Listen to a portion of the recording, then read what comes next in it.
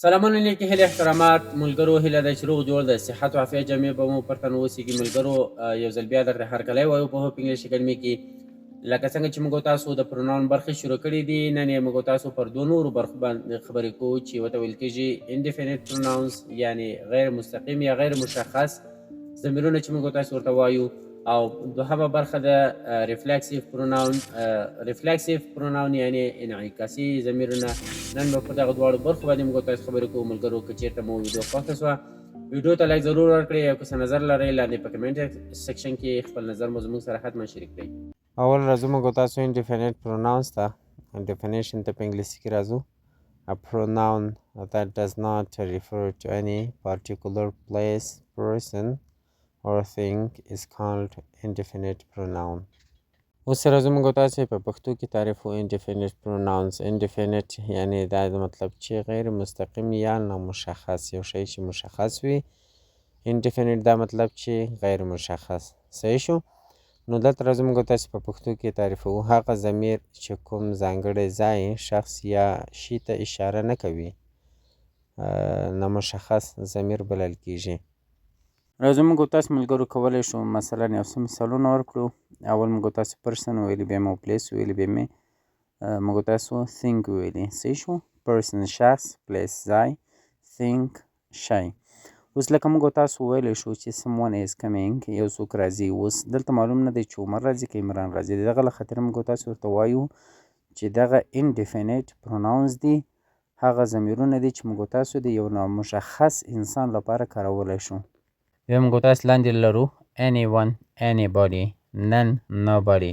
صحیح شو anyone هر هغه څوک یا anybody هر څوک که نه لکه موږ تاسو په پښتو کې دا رقم وایو لکه anyone you want یعنی هر هغه څوک چې تاسو یې غواړئ نو دلته دا anyone دا مطلب ورکوي او none یا nobody دا مطلب چې هیڅوک راځو بیا موږ تاسو ځای ته somewhere ځینې ځای یا یو ځای لکه موږ تاسو پښتو کې وایو په ځینو ځایونو کې کولی شي چې پیدا یې کړئ بیا په انګلیسي کې موږ تاسو ویلی شو چې somewhere you can find it په ځینو ځایونو کې دا کولی شي چې تاسو پیدا کړئ صحیح شو نو بیا موږ تاسو anywhere یعنی هر ځای صحیح شو nowhere هیڅ ځای nowhere you can't find it هیڅ ځای تاسو نشئ کولی چې پیدا کړئ دا صحیح شو راځو موږ تاسو بیا think ته something anything nothing something ځینې شیان anything هر شی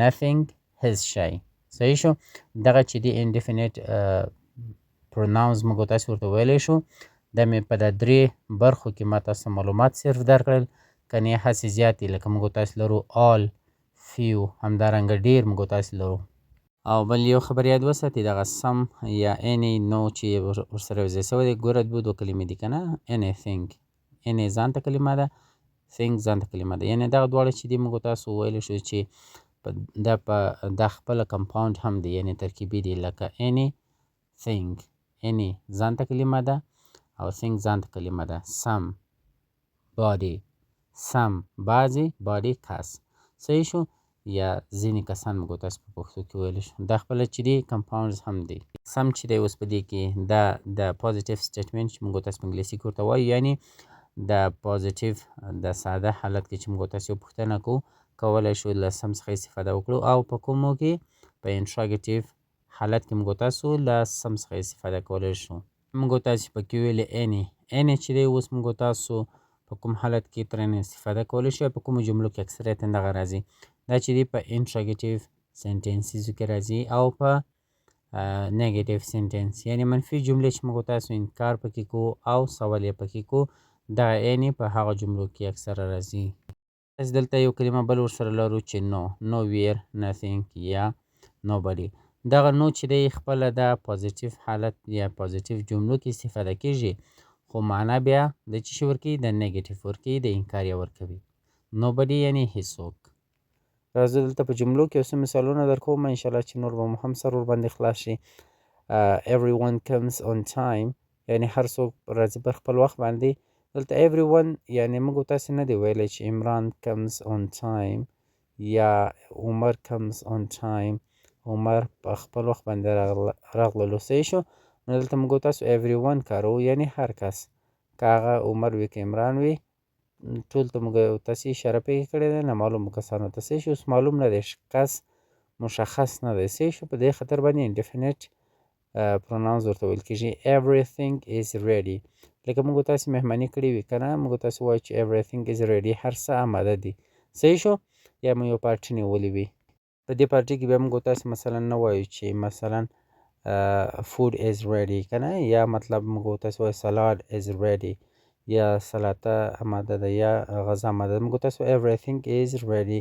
دلته نامعلومو شیانو لپاره موږ تاسو چې شي کاروو everything، هر شی. بیا موږ تاسې لاندې په یو بله جمله کې interrogative جمله کې دغه indefinite pronouns کاروو. are these available everywhere. are these آیا دغه available موجود دي everywhere هر چېرته. نو د هر چېرته اوس ځای نه دی معلوم چې په کابل کې که په لغمان کې. صحیح شو. نو دلته موږ تاسو everywhere یعنی هر ځای. صحیح شو. دلته مو هر ځای ورکړی دی چې دا به هر ځای پیدا سي یا موجود دي. بیا موږ تاسو لاندې جمله کې وایو nobody was absent yesterday. صحیح شو.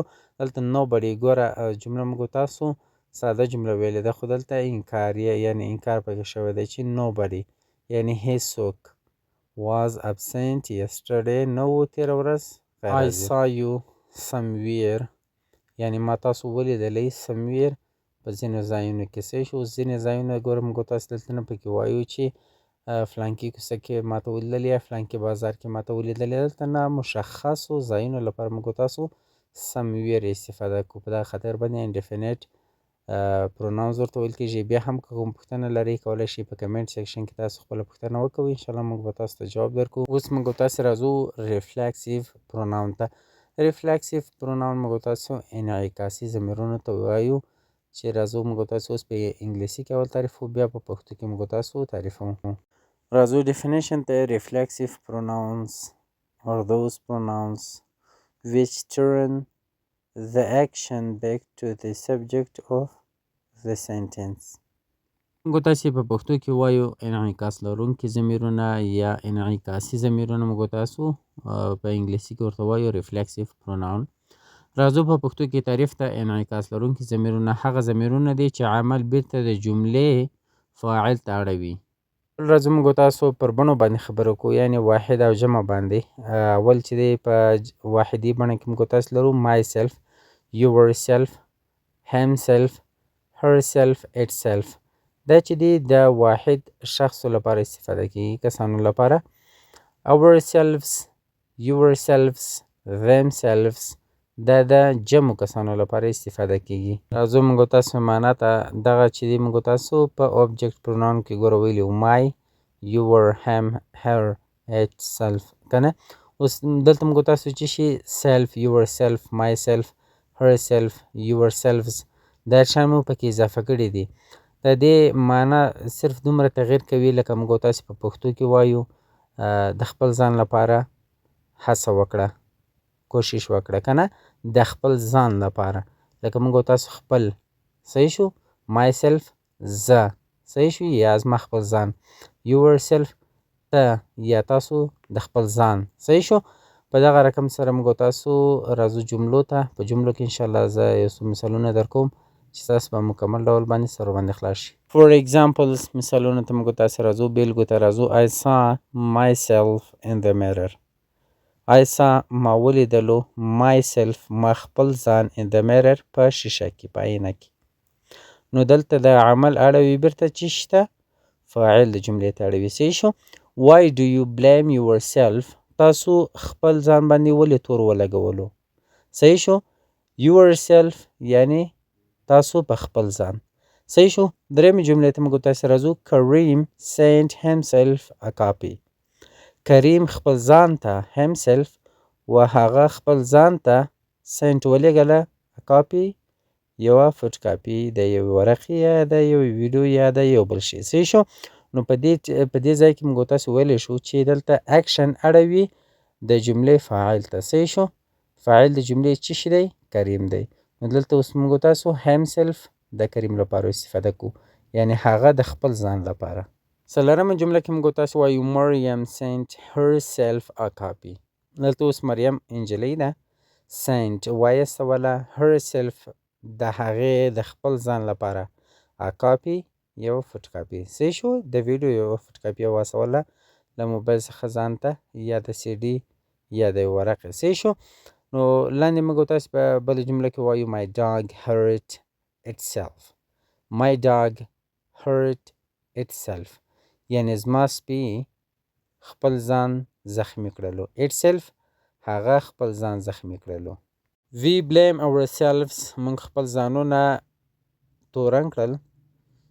Can you help yourselves آیا کولی شئ د خپل ځان مرسته وکړئ کولی شئ د خپل ځان مرسته وکړئ.